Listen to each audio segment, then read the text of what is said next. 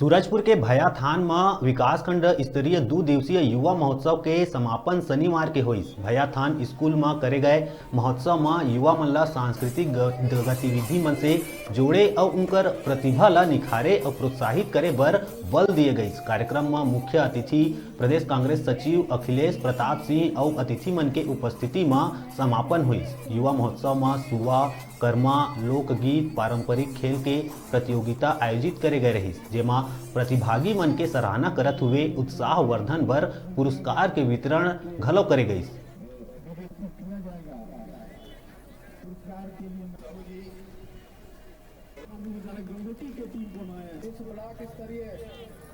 विकासखंड स्तरीय युवा महोत्सव का कार्यक्रम हमारे यहाँ रखा गया था 3 और 4 तारीख को, जिसमें हमारे विकासखंड के सभी प्रतिभागी शामिल हुए। इसमें कुल 250 प्रतिभागी शामिल हुए और 12 विधा था, जिसमें पहला और द्वितीय जो आए हैं उनको हम लोग सिलेक्ट किए हैं और जो प्रथम आए हैं हर विधा में सेलेक्ट किए हैं। जिला स्तरीय के लिए किए हैं, जिला स्तरीय के लिए किए हैं और उनको हम लोग जो प्रथम आए हैं उनको जिला स्तर पे भेजेंगे।